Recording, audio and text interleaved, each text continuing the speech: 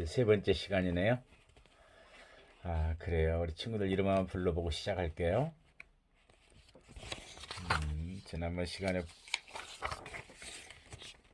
정민이까지 이름을 불러봤던 것 같아요. 안희정, 이다연, 이성현, 장현기. 여기까지 1학년생들이죠. 자꾸 내가 1학년, 2학년 이렇게 따지는 이유는, 이야기를 하는 이유는 사실은 교정사 이런 과목은 4학년 때 들었으면 좋겠어요. 개론적인 이야기보다는 교정과 관련된 이야기들보다도 좀 현장과의 결합해서 좀 깊게 이야기하기가 좋은데 지금은 개론적인 이야기도 해야 되기 때문에 3, 4학년 과목이었으면 좋겠다는 생각을 많이 하고 있거든요. 그래도 뭐 어렵진 않죠. 2학년은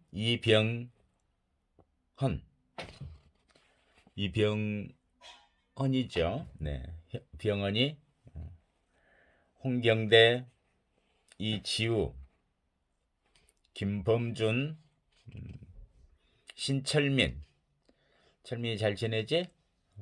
이수호, 이준호, 박예림, 조은별. 은별이 수업 요즘 잘 듣고 있나요? 그래요. 김종윤, 임혜선, 조민영, 김도형. 도형이 잘 지내지? 그래요.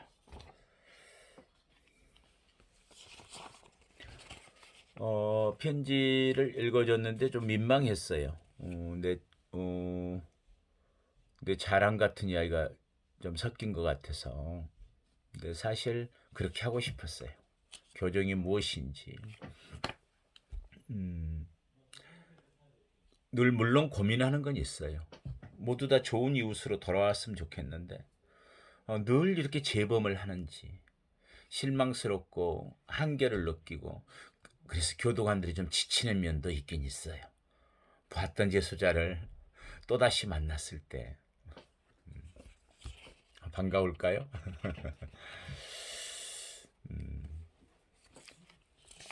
자, 아까 지난 시간에도 이야기했지만 우리가 정말 무엇인가가 원상회복적이다. 우리가 어떤 잘못을 했을 때 그런 생각을 늘 하죠. 그 일이 차라리 없었더라면 그럴 수는 없지만 없던 것처럼 어떻게 극복해 낼까? 교정에 있어서 제일 힘든 게 그런 거예요. 제 생각에는 뭔가 상식적인 것들, 어떤 부분들이 무너지는 것들. 범죄를 하고 나서 재판을 받기 전까지는 용서를 구한다고 그렇게 이야기했다가 형이 확정되고 나면 반성이나 참회는 없는 수용자들을 만났을 때 어떻게 정말 막막해요. 어디서부터 시작할까? 사실은 사람이 변화한다는 건 개인의 어떤 반성이나 참회 없이 진정한 변화가 이루어질까? 그래서 그런 프로그램도 만들어 봤었어요. 리스타트 프로그램. 소위 굿 네이버스 프로그램이라고 제가 이제 명명을 했던 프로그램을 하나 만들었었는데요. 그건 좋은 이웃으로 돌아가기 위한 전략들이었죠. 그래서 우리에게 좋은 이웃이 되려면 제일 먼저 뭘 해야 되겠어요? 그래요. 피해자에게, 또 가상의 피해자에게, 또는 가장 존경하거나 좋아했던 분에게 편지 쓰기부터. 그래서 용서를 구하고 또 범행의 시점에 가서 피해자의 감정도 이해해보고 이런 부분들로부터 시작해봤던 프로그램이 있었습니다. 소위 원상회복적 프로그램들을 도입해본 거죠. 나름대로는 보람됐었고 효과가 있었다고 생각하는데 그 이후로 어떻게 잘 진행되고 있는지가 좀 걱정돼요. 보다도 좀 잘 이루어졌으면 좋겠는데 늘 현장에서 일들은 또 다른 일이 내 우선순위를 빼앗길 수가 있어서요. 그런데 여기서 더 중요한 건 뭐죠? 우리가 늘 숨겨져 버린, 어딘가 잊혀져 버린 그런 존재인 피해자들. 피해자는 누구죠? 그렇죠? 범죄가 있을 때 가해자와 피해자라고 하는 당사자의 피해자와 피해자의 가족들, 함께 속해 있는 지역사회, 더 크게는 한 국가들, 다 피해자죠. 그리고 당사자인 피해자 가족들의 아픔은 국가가 대신 형벌을 준다고 해서 치유가 될까요? 다쳤던 몸과 마음은 어떻게 회복할까요? 경제적 공공은 피해로 인해서 받게 된 경제적 공공이 있다면, 그리고 그 피해자가 가족을 꾸려왔던 사람이 가족을 꾸리지 못한다면, 물론 가해자도 같은 그런 부분에서는 어려움도 있습니다. 범죄자가 수용자로서 교정시설에 있을 때 공궁에 빠진 가족들은 자칫 잘못하면 범죄의 대물림까지, 자, 이런 부분들이 어떻게 회복이 돼야 되나. 교정의 폭도 좀 넓어지고 더 깊어져야 될 부분들이기도 하죠.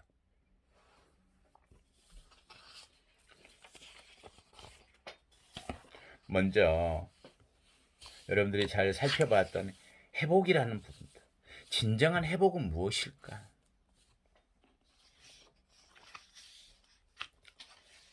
진정한 회복이라는 건 참 변화이지 않겠어요? 함께 변화하는 거. 어느 한쪽이 아니고. 여러분들 남아프리카 공화국의 넬슨 만델라 대통령을 기억하나요? 그 사람은 진실화해위원회를 만들어서 자기의 정적들, 자기에게 자기를 핍박하고 고난의 길로 빠지게 했던, 교도소에서 오랜 기간 생활하게 했던 그 사람들을 용서하면서 비로소 그날, 즉 오늘날의 남아공의 갈등들을 해소했던 대통령이죠. 원상회복. 원론적인 이야기를 하자면 사회적 갈등이 첨예화할수록 관계를 회복하는 회복적 사법 실현이 꼭 필요한데, 회복적 사법은 사회 구성원 모두 피해자와 가해자의 치유와 회복을 돕고, 그리고 한쪽에서 용서를 구하고 용서를 해주고 그런 화해를 통해서 진정한 해결을 이루고자 하는 어떤, 어찌 보면 좀 이상적인 어떤 사법 시스템의 철학이라 그럴까요? 이걸 통해서 사회 공동체의 평화를 회복하는,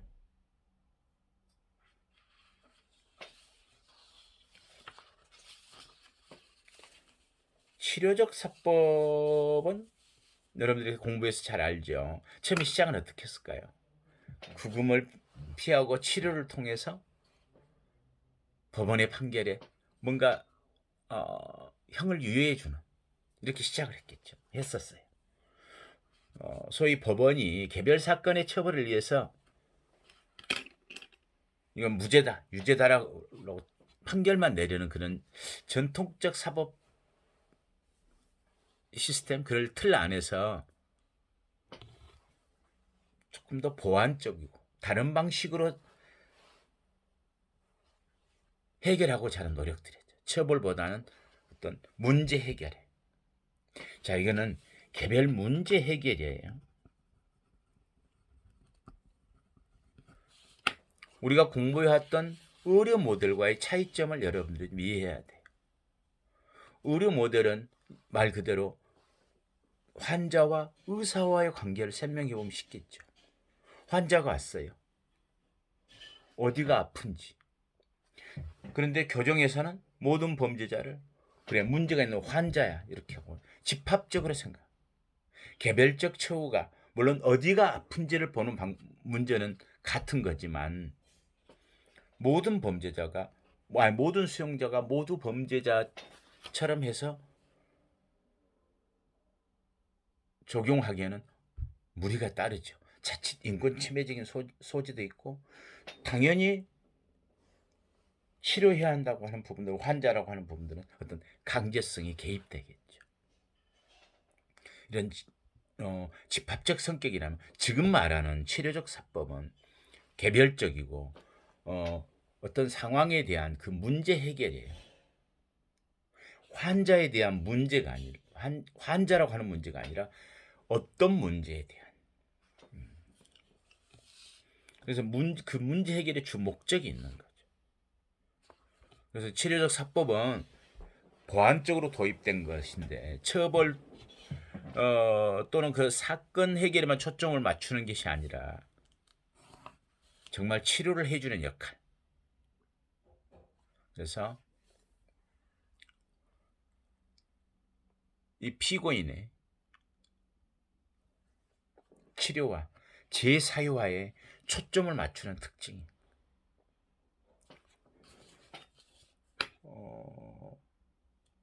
치료 감호소 생각하면 좀 쉬울까요? 검찰에서의 부분들이 있다면 그래 얘가 알코올 중독 때문에 어느 문제가 있었어. 그것 때문에 늘 음주운전을 했어. 자, 구금보다는 몇 번, 한두 번은 치료 조건부, 기소유예.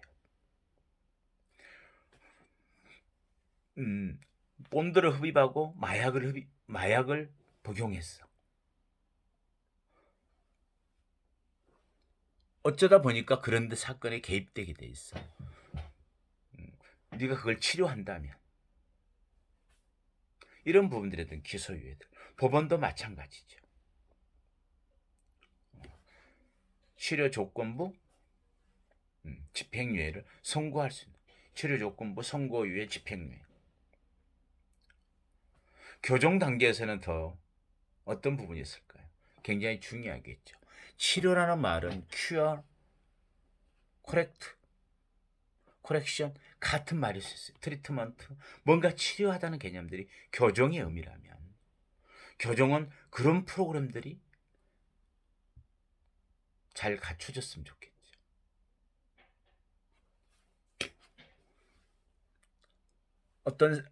예를 들어서 어떤 색채가 사람을 편안하게 하고 공격성을 멈추게 한다라고 한다면 그런 색채 심리학적인 어떤 치료들, 어떤 그림이 안정감을 준다라면 이런 미술 치료들, 그런 그림 그리기를 통해서랄지 어떤 작업을 통해서 또는 그런 감상을 통해서 사람이 변화할 수 있고 치료될 수 있다면 이런 프로그램들, 우리 음악 치료, 원예 치료 같은 부분을 좀 교정에서도 많이 도입하고 또 예구의 경우에는 실험적이지만 외환견을 통한 치료들 그리고 구체적으로 들어오지 않는 어떤 치료를 통해서 기소유예되는 것들은 안문 정책이라면 교정에서 쓸 수 있는 건 뭐겠죠? 후문 정책의 부분들이죠. 마약 사범에 대해서 현재 하고 있는 것 중에 아주 문은 좁지만 치료 조건부 가석방.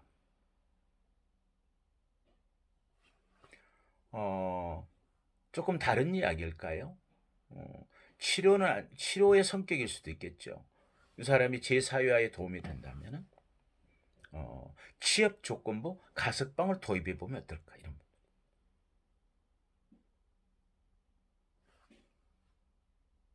지금 의료 모델과의 차이점은 이해하겠어요? 기말고사 여러분들이 이걸 잘 정리하는지 한번 기말고사 한번 출제를 해보고자 합니다. 잘 한번 그 차이점을 정리해 볼 수 있겠어요? 의료 모델이 갖고 있는 문제 성격과 치료적 사법의 어떤 개념에 대한 차이점.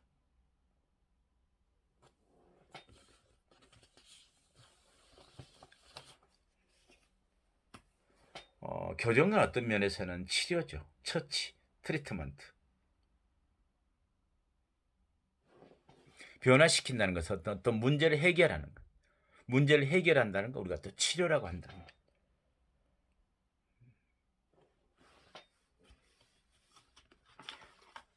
큰 틀에서는 원상회복적 사법의 하나의 방법적으로도 가능하겠죠. 범죄자를 회복시키는. 근데 이제 회복적 사법은 그런 치료보다는 이 회복적 사법은 새로운 시각으로 범죄 문제를 접근하고 해결할 대안으로 우리가 받아들일 수 있어요. 그간의 이제 응보주의적 접근을 통해서 교정을 목적이 있기에는 한계가 있었는데, 왜냐하면은 응보적 목적은 당연히 어떤 한계를 갖고 있죠. 너무 단절되고 처벌리 주고 변하지 않고 돌아오고 아무것도 회복되지 않은데 와서 준비한 것도 없이.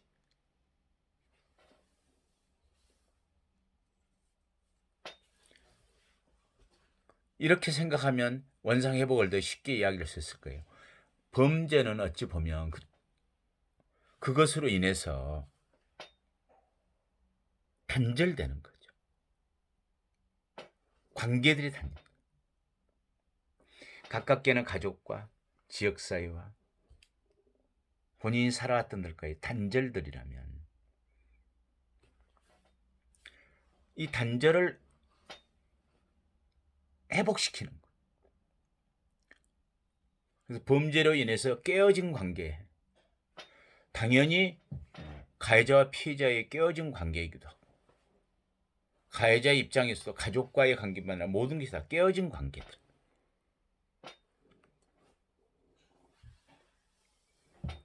이런 부분의 회복이 교정이라고 생각한다면 교정은 할 일이 참 많아지고 다양한 접근들이 필요하겠죠.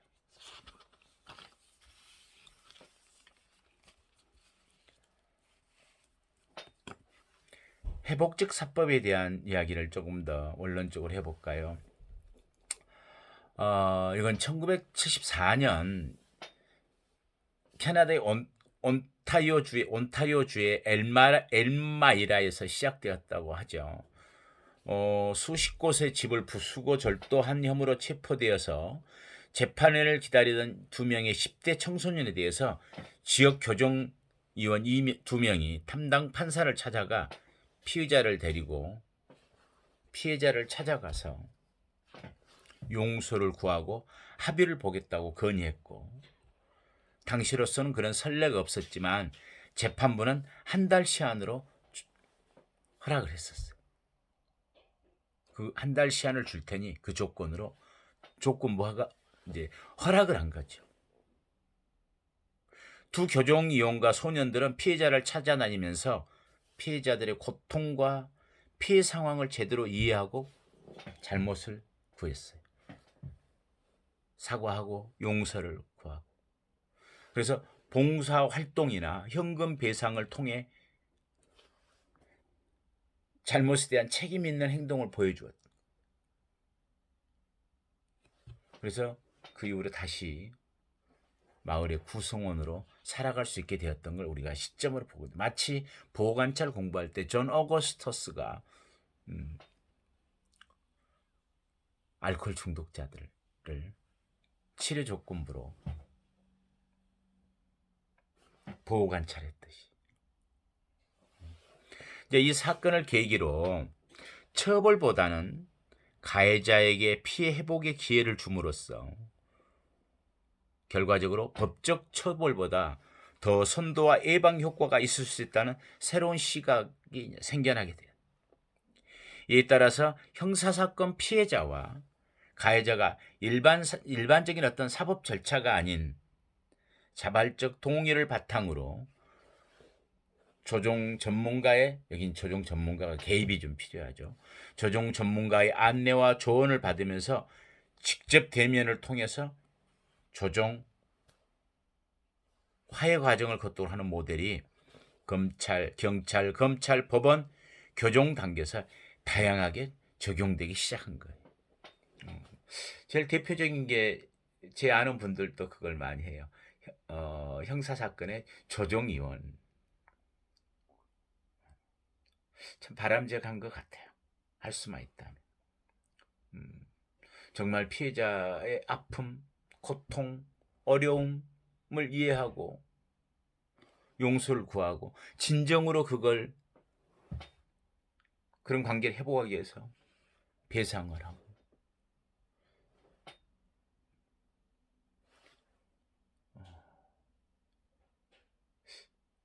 미국의 텍사스에는 1년에 한 번 희망여행이라는 걸 보내는 프로그램이에요. 이건 살인자와 피해자, 그 가족들을 모아서 한데 여행을 시켜요. 힘든 일이죠. 용서를 구하고 같이 화해하고 결국 그렇지 않고는 진정하게 자기의 피해가 회복이 안 되는 거죠. 그 살인자가 사형을 당한다 한들 돌아올 수 없잖아요. 그 분노, 좌절, 아픔 어떻게 해결을 할까? 진정한 회복이란 무엇일까 하는 고민들인 거예요.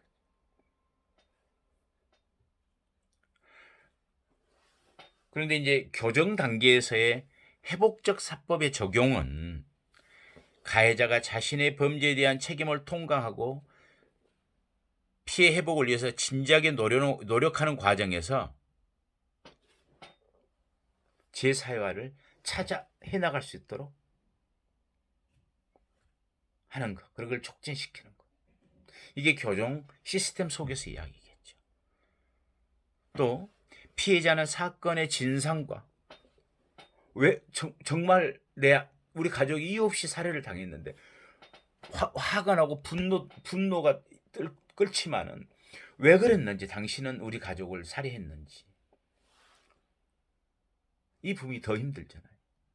그 진상을, 그 관계를 알고 싶은. 그런데 직접 가해자를 통해서 또 용서를 구하는 걸, 사과를 받고 싶고. 그래서 피해자는 사건의 진상과 처리 절차, 특히 가해자의 처우에 대해서 어떤 정보를 알게 되고, 이렇게 하면 가해자가 지금 어떤 상태로 있다, 이 사람이 이렇게 반성해서 가석방에 나갈 거다 통보까지 해주고, 또는 피해자를 보호해 줄 수도 있는 거죠. 가해자의 경우에 가해자의 처우에 참여함으로써 형사사법의 주변인이 아닌 주체로서 어떤 자존감을 찾게 되고 막연한 불안감을 해소할 수도 있다. 피해자에게서의 제일 문제가 그런 것들이에요. 사라진 존재, 피해자. 국가가 대신해서 해준다고 하지만은 재판을 가서 진상을 다 알고 싶기도 하고 내 의견도 이야기하고 싶고 증언도 하고 싶고 이런 과정들이 좀 없는데 용서와 화해의 시간들, 그런 프로그램을 갖는다면 양쪽이 다 그런 부분들이 진정으로 변화하는 기회, 용서와 어떤 화해를 통해서 또 이쪽도 그런 어떤 용서와 화해를 통해서 또 피해 배상 같은 부분을 통해서 일부의 회복을 통해서 피해자도 자존감을 찾게 된다면 이런 부분이 원상 회복적 프로그램. 이러한 교정 단계에서의 회복적 사법은 그 이전의 단계에서처럼 조종으로 인한 형사 절차상 실제적 변화와 이해관계가 거의 없어 자발성과 진정성이 크다고 볼 수 있다. 무슨 이야기예요? 자발성과 진정성은 진정으로 내가 용서를 구해야 되는데 그 전에 사법, 형사사법 시스템 속에서 경찰, 검찰, 법원에서는 가해자들이 어떻게 해요? 낮은 형량을 받기 위해서 거짓 용서를 구하고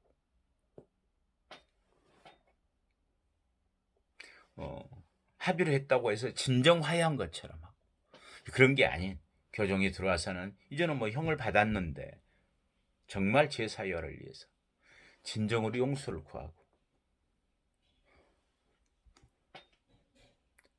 실질적인 어떤 보상이나 어떤 책임을 짐으로써 화해를 한다면 이런 부분들이 이제 교정에서는 진정성이 나옵니다. 자발성과 진정성은 교정에서는 클 수가 크다고 볼 수 있겠죠. 오늘날 교정 단계에서 회복적 사법의 실천은 피해자의 재활과 피해자들도 살아가야 되잖아요. 분노와 아픔으로부터 좀 벗어나고 그 피해가 어느 정도 보상됐을 때 재활할 수 있는 기회. 그리고 가해자의 재사유화예요. 진정으로 반성하고 참여하고 용서를 구했을 때 제대로 재사유화가 이루어지는 그래야 보다도 효과성이 크다라고 하는 부분이 교정에서의 이야기겠죠. 이 부분은 실제로 교정에서 어떤 원상 회복적 사법 프로그램이 적용되었고 될 수 있는지 그리고 이거 뭘 이야기하는지 다음 시간에 한 번 더 조금 더 정리하도록 하겠습니다. 우선 이런 결론적으로 이야기하면 이런 이야기를 하고 싶어요. 가장 이상적인 교정 이념과 철학과 가까운 방식들인데 실제로 적용하기에는 굉장히 한계성이 있는 부분도 있겠죠. 너무 이상론적인 구호에 그칠 수 있고 실제로 이루어질까? 자발성이 없다면 가해자가.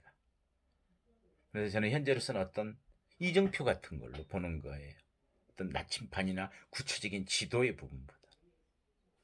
여러분 어떤가요? 그래요. 교정 단계에서의 이루어지고 있는 구체적인 어떤 프로그램들에 대한 이야기는 다음 시간에도 하도록 하고 여러분들이 또 네포트도 더 읽어보고 어떤 피드백도 더 해나가도록 그렇게 하겠습니다. 우리 다음 주에 만날까요?